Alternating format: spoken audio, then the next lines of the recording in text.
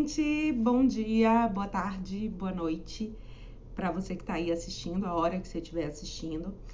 Nessa nossa penúltima aula, olha que notícia boa, penúltima aula da gente para encerrar o semestre, a gente vai falar sobre estabilidade e fundo de garantia por tempo de serviço, que é o FGTS. Inicialmente, né, a gente precisa conversar um pouco. Inicialmente eu vou começar pelo Instituto da Estabilidade, né, ou Garantia Provisória de Emprego. Alguns doutrinadores utilizam estabilidade, outros utilizam Garantia Provisória do Emprego. É necessário que vocês saibam que no direito do trabalho, a questão de dispensar, a ideia da dispensa imotivada do empregador, ela é um direito potestativo do empregador, né? O empregador pode dispensar a pessoa sem justo motivo. Ela pode dispensar o empregado sem justo motivo, desde que se pague as verbas estabelecidas.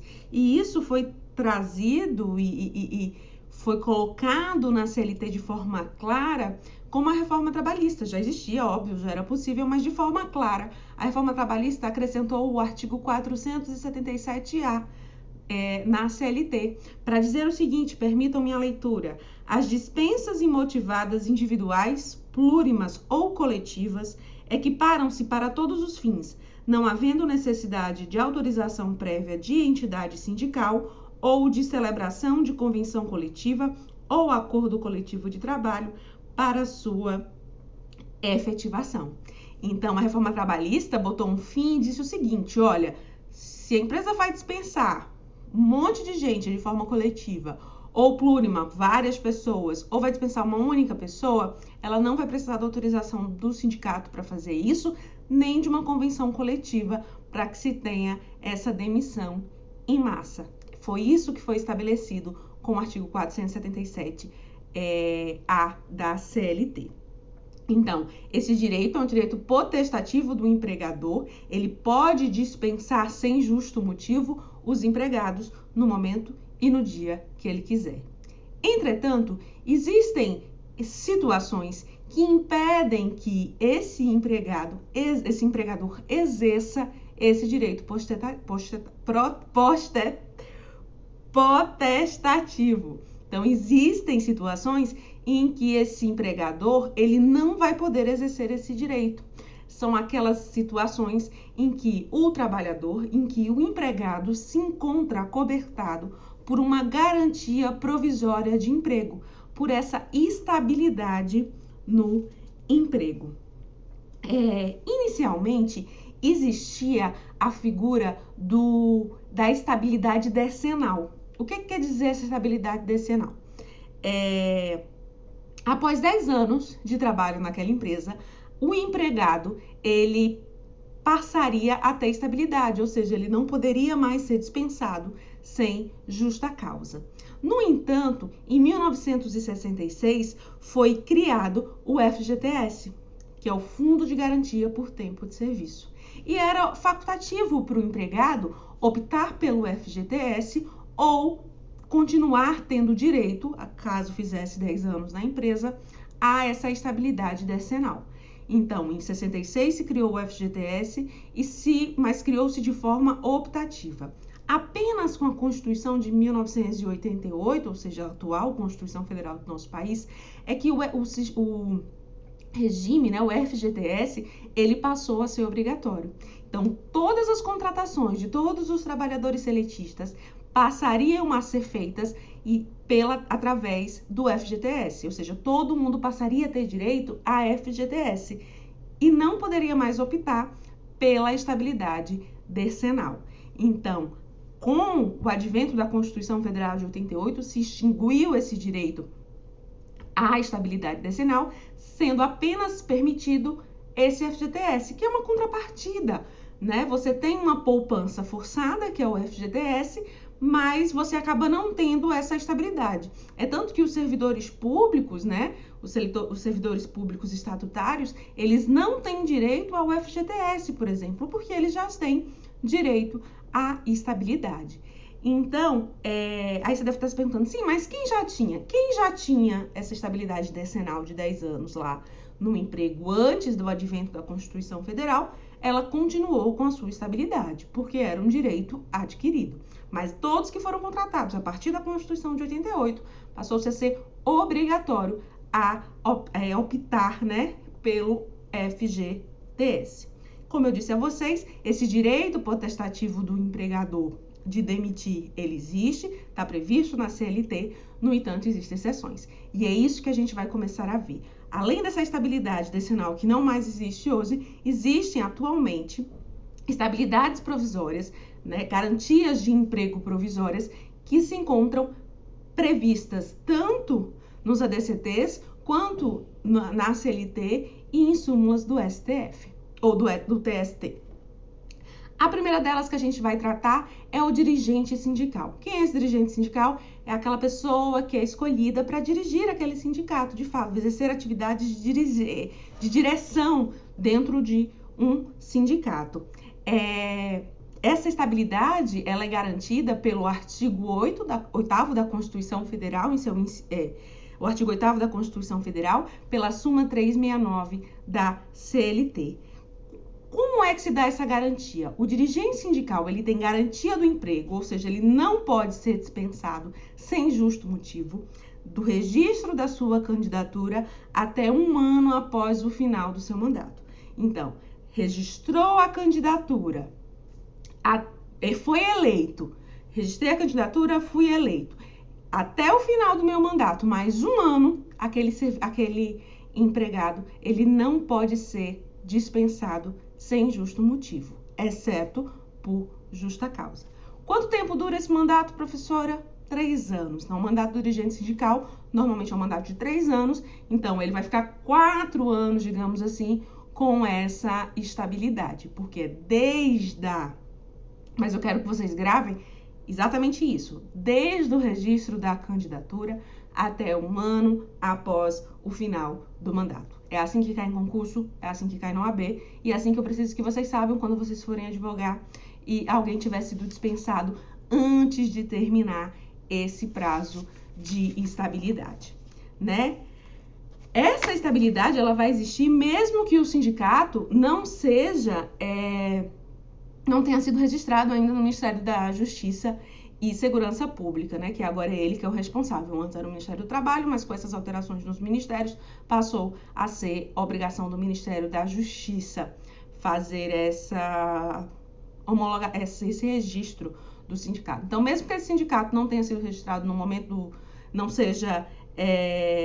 tenha registro no Ministério, no momento do registro do candidato, mesmo assim, essa estabilidade é válida. Mas existem casos em que ela não vai ser continuada. Então, se, por exemplo, esse estabelecimento, ele foi extinto, a empresa foi extinta, né? O estabelecimento foi extinto, ele não tem mais por que existir essa estabilidade, porque essa estabilidade ela é decorrente do cargo, é uma estabilidade objetiva, ela decorre do cargo. Então, a partir do momento que não existe mais atuação daquele sindicato naquela empresa, porque ela foi extinta, então não há por que se continuar com essa estabilidade. Então, ele pode perder? Pode, no caso de uma extinção do estabelecimento. Agora, se ele for transferido, por exemplo, para uma mesma base, para a empresa, né, para uma filial, na mesma base territorial, aí ele permanece com essa estabilidade. Além dos dirigentes, os suplentes dos dirigentes também têm estabilidade. Então, a estabilidade cabe aos dirigentes e aos suplentes. São normalmente 7 dirigentes e 7 suplentes. Então, eles têm direito à estabilidade. Agora, lembrem-se que delegado e conselho fiscal não têm direito à estabilidade. A estabilidade estabelecida pelo artigo 8º da Constituição, ela só é para o dirigente sindical. Então, para aquelas pessoas que exercem função de direção. Delegados sindicais e conselho fiscal não têm estabilidade, conforme o J 369. Isso cai muito na OAB, isso cai muito em concurso. Então, vocês gravem isso aí, que delegado e participantes do Conselho Fiscal não têm direito à estabilidade. Só tem direito os dirigentes e seus suplentes. 7 dirigentes e 7 suplentes, certo? Mesmo a candidatura, quando ela é feita num contrato determinado, né? Eu estou dentro de um contrato determinado, um contrato de experiência, um daqueles contratos a termos que a gente estudou. E o candidato e o dirigente vai lá, né? A pessoa, o empregado se candidata a dirigente, não gera estabilidade, tá? O registro dele, essa candidatura, ela não gera estabilidade no contrato determinado. É apenas para aquelas pessoas que já têm contrato indeterminado. Como também o aviso prévio indenizado não gera estabilidade do dirigente sindical. É necessário, para que se tenha essa estabilidade, 2 requisitos, né? São requisitos essenciais: que haja uma comunicação ao empregador no prazo de 24 horas. Então, tem que o empregado comunicar ao empregador que ele fez o registro, tem que o empregado comunicar ao empregador que ele ganhou a eleição e que, a partir daquele momento, ele tem estabilidade. Então, é previsto o prazo de 24 horas, segundo o artigo 543 da CLT. Então, tem esse prazo de 24 horas para ele notificar o empregador de que ele foi eleito ou de que ele fez o respectivo registro. Sobre isso, existe a súmula 369 do TST, que diz o seguinte: 369, inciso 1. É assegurada a estabilidade provisória ao empregado, dirigente sindical, ainda que a comunicação do registro da candidatura ou da eleição e da posse seja realizada fora do prazo previsto no artigo 543, parágrafo 5º, desde que a ciência ao empregador por qualquer meio ocorra na vigência do contrato de trabalho. Então, o TST permite que o empregado ele notifique depois desse prazo de 24 horas estabelecido na CLT, mas desde que ele ocorra dentro da vigência do contrato de trabalho. Então, o cara não pode chegar lá e, depois que ele foi demitido, dizer: olha, não, mas eu fui eleito dirigente sindical. Aí ele passa a não ter direito a essa estabilidade. Ele pode ultrapassar o prazo de 24 horas, mas ele tem que comunicar dentro do período em que ele é empregado, dentro do contrato de trabalho. Como eu disse a vocês, a estabilidade, ela proíbe, ela não permite a dispensa do empregado sem justa causa, ou seja, a dispensa imotivada. Porque a dispensa imotivada, ou seja, aquela dispensa que eu não preciso dizer porque que eu estou dispensando, ela é um direito potestativo do empregador. Mas quando um empregado comete uma falta grave, ele perde esse direito à estabilidade. Então, se ele for cometido de alguma falta grave, se ele prevista no artigo 482 da CLT, que a gente vai estudar na próxima aula, quando estudar as causas de término de contrato de trabalho, se ele cometer alguns dos incisos do artigo 482 e fizer jus à demissão, à dispensa por justa causa, ele perde o direito à estabilidade. Agora, o dirigente sindical, ele tem uma particularidade. O dirigente sindical, ele só pode ser dispensado a partir da instauração de um inquérito para apuração de falta grave. Então, apenas com o estabelecimento de um inquérito para apuração de falta grave é que esse dirigente vai poder ser dispensado. Professora, o que é esse inquérito? É uma ação judicial na Justiça do Trabalho. Vocês vão aprender mais sobre elas, de como é que se dá, de como é o rito em direito processual do trabalho. Mas aqui eu preciso que vocês entendam e saibam no direito material de que só é permitido a dispensa por justa causa do empregado dirigente sindical se for estabelecido, se for feita o inquérito judicial por falta grave. Ou seja, mais ou menos o requisito seguinte: ele tem que entrar, o empregador ele tem que entrar na justiça até 30 dias após a suspensão. Ele suspende o empregado, porque o empregado cometeu uma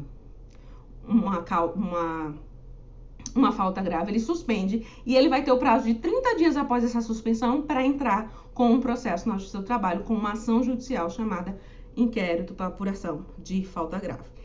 Caso não ocorra esse inquérito, essa dispensa, ela é inválida, né? Ela passa a não ter validade. Então, eu preciso que vocês gravem que para dispensar o dirigente sindical é necessário o inquérito para apuração de falta grave. Só para ele. Tem uns doutrinadores aí que falam, um ou outro, minoria, que fala que precisa para as outras, mas não. Só precisa do inquérito para apuração de falta grave para o dirigente sindical. Para os demais, se eles cometerem falta grave e o empregador constatar que ele fez cometeu essa infração, ele pode ser dispensado sem necessidade nenhuma de inquérito para apuração de falta grave. Inquérito para apuração de falta grave, só o dirigente sindical. Então, recapitulando a estabilidade do dirigente sindical, desde o registro da candidatura até 1 ano após o fim do mandato. Cabe essa estabilidade para o titular, como também para o suplente, mas não cabe estabilidade para os delegados e para o conselho fiscal. E para ele ser dispensado, é somente na ocasião de cometer falta grave, e essa falta grave tem que ser apurada por um inquérito para apuração de falta grave, uma ação judicial que é feita na Justiça do Trabalho. Beleza, gente? Então, essa daí foi a primeira estabilidade provisória que a gente viu, que é a estabilidade do dirigente sindical. É uma estabilidade muito comum, é muito cobrada em prova e também você vê bastante no dia a dia. Uma outra estabilidade, que essa é mais comum ainda, tanto em prova quanto no dia a dia da advocacia trabalhista, é a estabilidade da empregada doméstica, ou da empregada gestante. É a estabilidade que é garantida à empregada que fica grávida durante o contrato de trabalho. Essa estabilidade, ela é prevista na ADCT, ADCT mesmo, aquela lá da Constituição Federal, os atos de disposições transitórias. Na Constituição Federal, você encontra lá no final, quando você termina as emendas, tudo vai estar lá. No artigo 10, a linha B do ADCT e na súmula 244 do TST, basicamente, né? E essa gestante, você está me dizendo, professora, que ela tem uma garantia no emprego. Eu já estou sabendo que ela tem direito à estabilidade, que ela não vai poder ser dispensada sem justa causa, né? Ou seja, de forma imotivada, porque ela tem uma garantia de emprego. Mas essa garantia, ela é ad eterno até quando? Essa garantia da gestante, ela vai da confirmação da gravidez até 5 meses após o parto. Se essa empregada, ela descobriu que estava grávida no 6º mês de gravidez, ela só vai ter direito da confirmação da gravidez até 5 meses após o parto. A doméstica também tem direito, tá, gente? Foi ampliado com a Lei Complementar 150, ela já tinha pela jurisprudência, mas a Lei Complementar 150 garantiu esse direito à doméstica. Vocês lembram que lá no dirigente sindical era necessário haver uma notificação para o empregador? No caso da empregada gestante, não precisa. Então, ela não precisa comunicar ao empregador que ela está grávida. Não tem essa necessidade. Então, a não notificação não exclui, não tira o direito à estabilidade da gestante. Então, mesmo que ela descubra, que ela desconheça que estava grávida, ela foi dispensada e ela descobriu que estava grávida só depois da extinção do contrato, mas se você contar semanas de gravidez, ela estava grávida durante o contrato, mesmo assim, ela tem direito à estabilidade. Tá, gente? Então, assim, é uma estabilidade mais ampla para garantir, de fato, o acesso à mulher ao mercado de trabalho. Porque a gente sabe que a mulher, quando está grávida, a mulher que tem filho, ela tem uma maior dificuldade para inserção no mercado de trabalho. Então, é comum, e para o empregador, porque a mão de obra da mulher que está grávida é uma mão de obra mais custosa, no sentido de que ela não vai poder fazer absolutamente tudo que o outro pode fazer, principalmente à medida que a gravidez vai avançando, e a partir do momento que ela tem filho, ela vai começar a faltar, porque precisa fazer uma consulta, vai ter a licença maternidade, vai ficar meses sem aparecer. Então, assim, há um prejuízo para a empresa que aí existe essa garantia para a mulher justamente por isso, para que a mulher possa perpetuar, possa continuar no mercado de trabalho e não possa ser demitida no momento que ela mais precisa. Então, é por isso que ela não precisa notificar, é por isso que ela não precisa, mesmo que ela descubra que está grávida depois que for demitida, ela tem direito a voltar, porque quem é que vai querer contratar essa mulher grávida? É isso que vocês precisam entender, o porquê dessa estabilidade para a empregada gestante. Então, independe de notificação do empregador, né? Independe dessa notificação do empregador, mesmo que a empregada desconheça que estava grávida, só descobriu depois que foi demitida, mas se contar as semanas ela estava grávida durante o contrato de trabalho, ela tem direito à reintegração, ou seja, voltar ao emprego. E aí é previsto na súmula 244, item 1. Ela somente vai poder perder esse emprego se cometer uma justa causa, se cometer uma falta grave para ter uma dispensa por justa causa. E aí a gente vai ver na próxima aula quais são essas questões. Vou adiantar uma para vocês: desídia, mau procedimento, brigar dentro da empresa. Então, improbidade, essas questões elas são passíveis de justa causa. Então, assim, ela tem essa garantia de que ela não vai ser dispensada sem justo motivo. Mas caso cometa um motivo que seja justo, que permita a dispensa por justa causa, ela vai ser dispensada.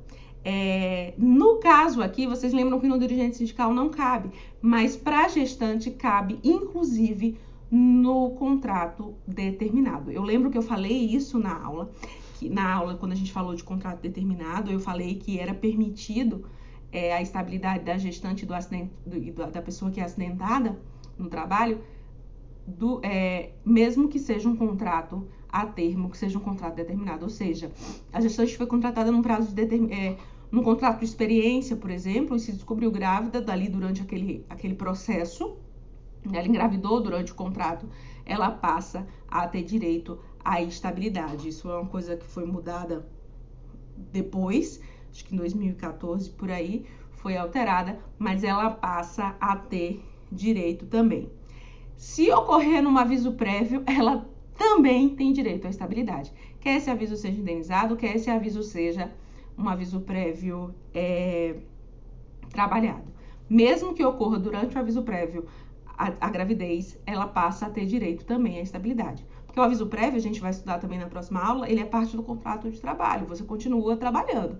Então, no caso da gestante, ela tem direito sim à estabilidade. Então, ela tem direito à estabilidade no aviso prévio, ela tem direito à estabilidade no contrato de experiência. Todas essas questões aplicam-se também à adotante. Então, aquela mulher que adotou uma criança, ela também passa a ter direito à estabilidade.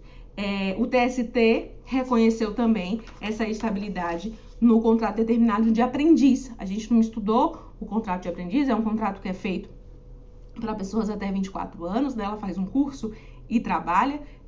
Tem um pessoal aí que vai fazer um trabalho sobre trabalho do jovem, né? Trabalho infanto-juvenil. E aí vai falar sobre o aprendiz. O aprendiz, ele tem essa característica, né?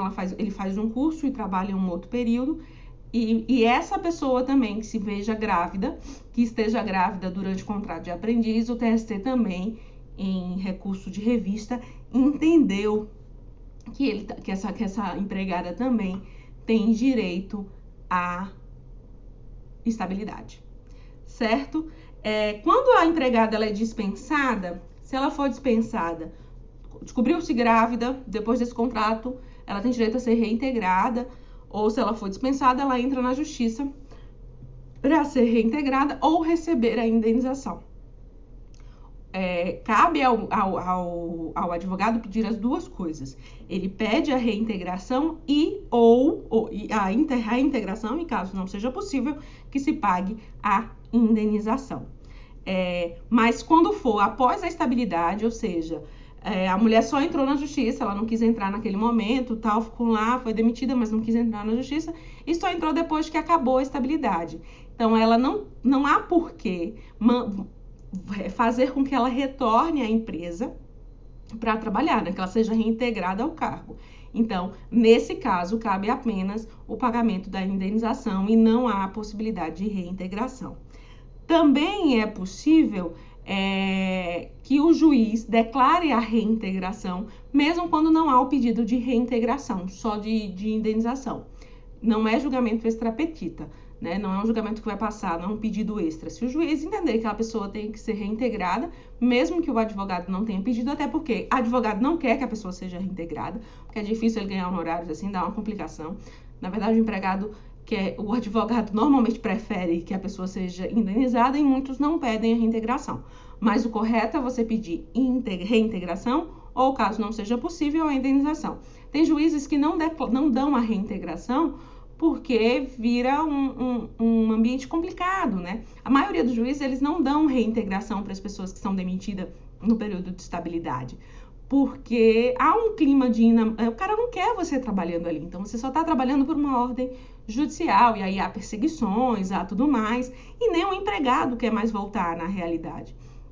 Então, alguns juízes, eles dão direto logo a indenização, mas o correto é você pedir a reintegração, e aí você faz a reintegração para depois fazer a indenização. Tá certo, gente? É também permitida a estabilidade, além do adotante, para quem ficou com a guarda, ou seja, a mãe da criança faleceu, ela teria direito à estabilidade, faleceu no parto, e aí essa estabilidade ela é garantida a quem ficou com a guarda da criança. Permitam-me fazer a leitura da súmula 244, que é uma súmula importante, é uma súmula que resume basicamente tudo que eu falei da estabilidade da gestante. A súmula 244 do TST vai dizer o seguinte: item 1, o desconhecimento do estado gravídico pelo empregado não afasta o direito ao pagamento da indenização decorrente da estabilidade. A garantia de emprego à gestante só autoriza a reintegração se esta se der durante o período de estabilidade.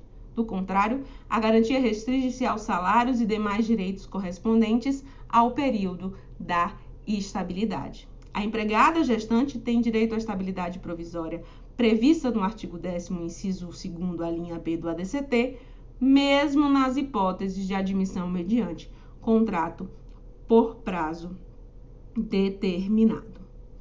Certo, gente? Então, só vai se dar essa reintegração se o pedido for feito durante o período de estabilidade. Caso não seja feito durante o período de estabilidade, cabe apenas a indenização dos salários, certo? A outra súmula também, que é correspondente à estabilidade, é a súmula 396 do TST, que vai dizer o seguinte: exaurido o período de estabilidade, são devidos ao empregado apenas os salários do período compreendido entre a data de despedida e o final do período de estabilidade, não lhe sendo assegurada a reintegração no emprego. Então, se encerrou esse período de estabilidade, você apenas é assegurado a indenização. Não há nulidade por julgamento extrapetida da decisão que deferir salário quando o pedido for de reintegração. Então, se você pedir reintegração e o juiz quiser dar salário, ele pode fazê-lo também. Tá certo, gente?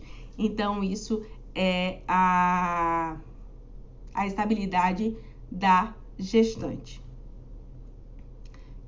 A estabilidade da garantia do emprego da gestante. Então, a gente falou sobre a estabilidade do dirigente sindical, falamos sobre a estabilidade da gestante, e agora a gente vai falar sobre a estabilidade do empregado representante da CIPA. A CIPA é a Comissão Interna de Prevenção de Acidentes, né? É chamada CIPA, é a Comissão Interna de Prevenção a Acidentes. Na CIPA, existem eleição para escolher os representantes dos empregados, que eles são eleitos, e há um pessoal que é representante dos empregadores, que são indicados. São todos trabalhadores.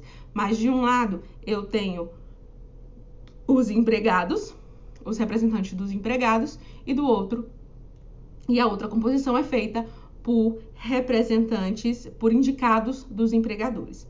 Então, o presidente da CIPA, ele é sempre indicado pelo empregador, e o vice-presidente é sempre alguém que foi eleito. Quem tem estabilidade no emprego? Apenas os que foram eleitos. Então, os empregados eleitos para a CIPA, ou seja, os representantes dos empregados, eles têm direito à estabilidade. Um mandato de 1 ano, permitida uma reeleição. Então, eles vão ter estabilidade provisória desde o registro da sua candidatura até um ano após o fim do mandato. Tá, gente? Só tem direito à estabilidade os representantes dos empregados, aquelas pessoas que foram eleitas. Existe uma questão bem comum que sempre cai em concurso, é se o presidente da CIPA tem direito à estabilidade. Não, ele não tem direito à estabilidade. O presidente da CIPA, ele é indicado pelo empregador. E quem é indicado pelo empregador não tem direito à estabilidade. Então, eu quero que vocês lembrem que a estabilidade do cipeiro é do registro até 1 ano após o fim do mandato. Essa estabilidade, ela está ligada ao cargo, é uma estabilidade objetiva, assim como a do dirigente sindical. Aí você já deve fazer um link e dizer, se ela está ligada ao cargo, então se esse estabelecimento for extinto, ele perde o direito. Exatamente. Com a extinção do estabelecimento, perde essa garantia sem indenização ou qualquer reintegração. A estabilidade subjetiva é aquela que está ligada ao empregado, é a situação do empregado, que é no caso da gestante, então é a gestante, é uma estabilidade subjetiva, e a do empregado acidentado, é pela pessoa do empregado e não pelo cargo que ela exerce. Então, o cipeiro vai ter direito, né, os representantes eleitos para o cargo, tanto suplentes quanto tem direito a... Não, desculpa, os suplentes, eles não têm direito, à estabilidade, só tem direito os titulares, que têm direito à estabilidade. Esses titulares, eles são eleitos, os representantes do empregado, e a estabilidade é do registro da candidatura até 1 ano após o fim do mandato. Certo, gente? E o vice-presidente é eleito. O presidente não é eleito. O presidente da CIPA não tem direito à estabilidade. Extinto o estabelecimento, perde direito a essa estabilidade. Eu quero que vocês entendam uma coisa que eu esqueci de falar, é que essas estabilidades, se a pessoa pedir demissão, ele perde também, tá, gente? Ninguém é obrigado a ficar no emprego sem querer. Ele pode pedir demissão em qualquer momento, mesmo sendo um empregado estável. E aí, se ele pedir demissão, ele perde a estabilidade, não recebe nenhum tipo de indenização por conta dessa estabilidade, tá, gente? Se ele pedir dispensa, se ele pedir demissão. Ele só vai receber se ele cometer, ou se ele for dispensado sem justa causa. Se também cometer alguma falta grave, ele também é dispensado, porque o empregador também não precisa ficar obrigado a estar com o empregado que cometeu uma falta extremamente grave, passível de demissão, tá? Ou passível de dispensa. Não vamos a demissão no direito administrativo. A demissão na CLT é só aquela demissão que a pessoa mesmo pede.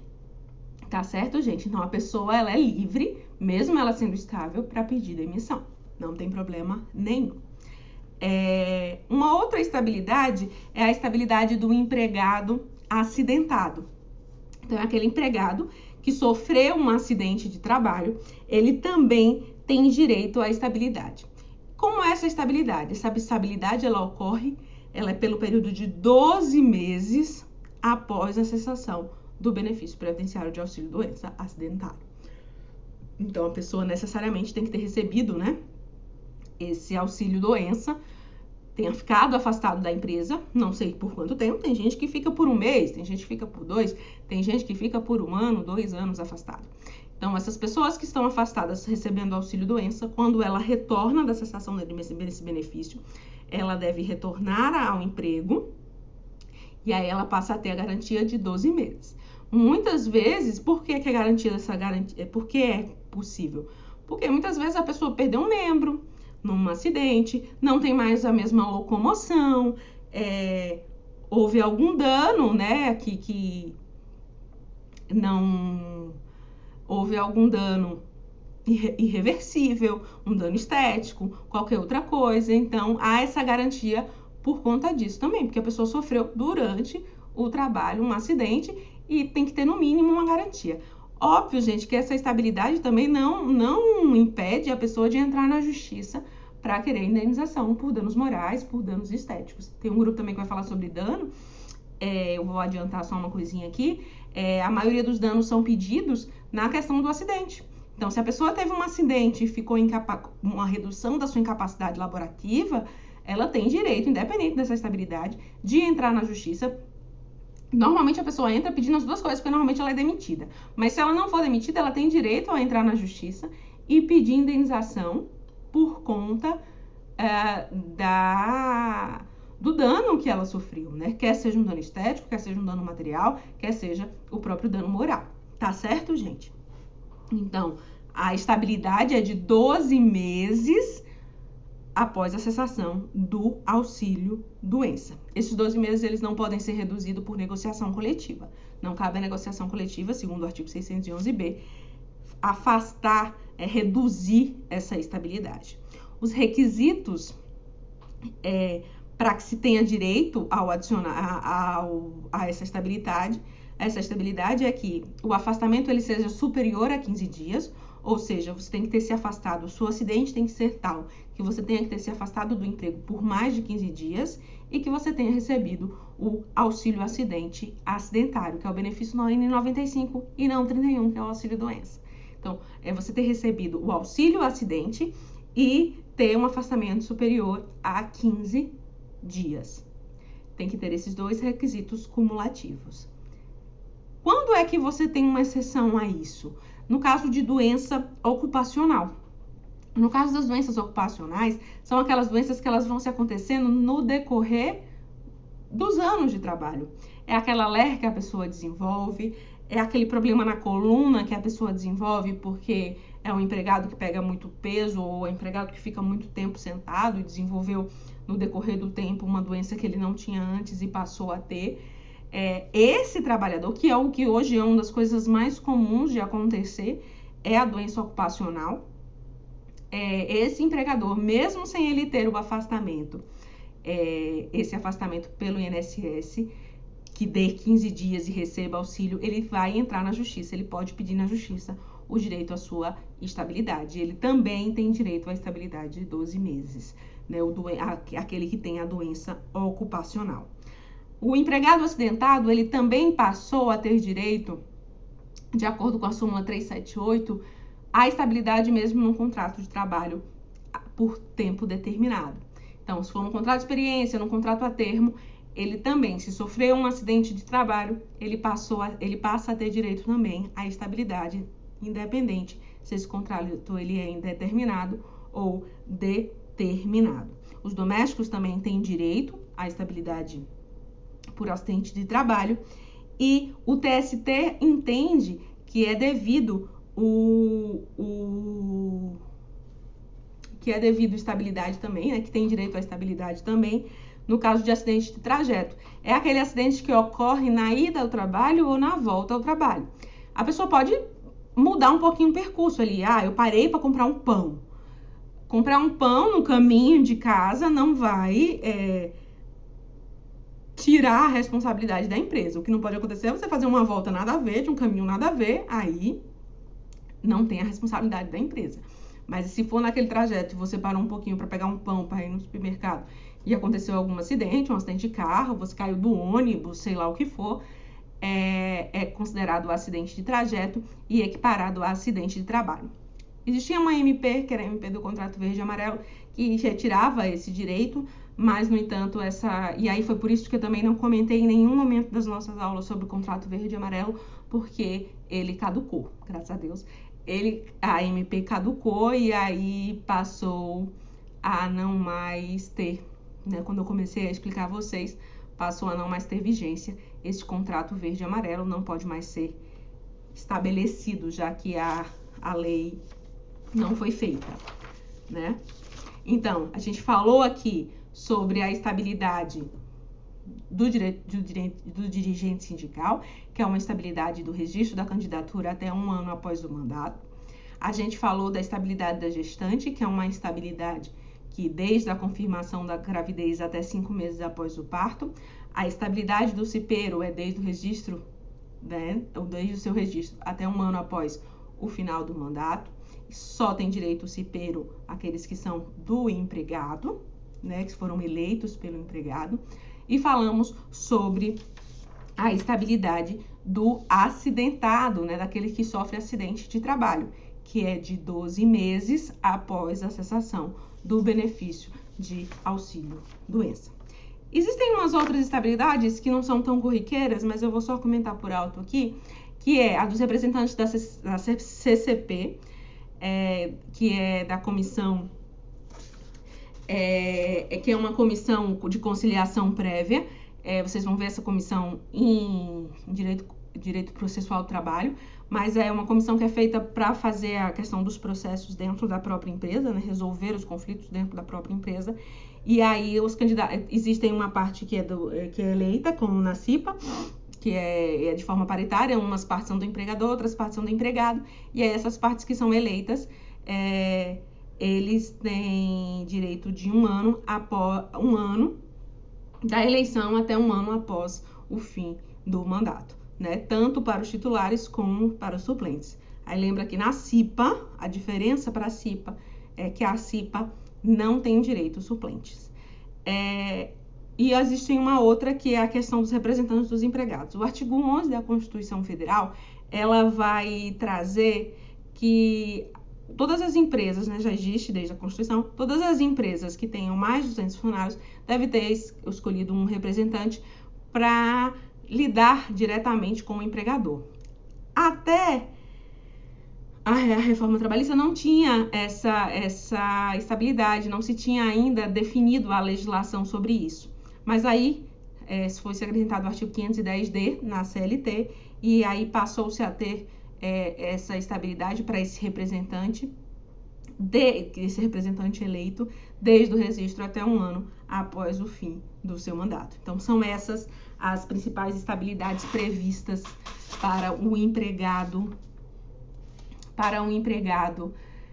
seletista, né, para o empregado. As principais dela é o do acidente, do gestante e do dirigente sindical. Peço que vocês façam uma leitura sobre isso nas doutrinas, tá, gente? Se possível, doutrina atualizada, ou pelo menos uma de 2018,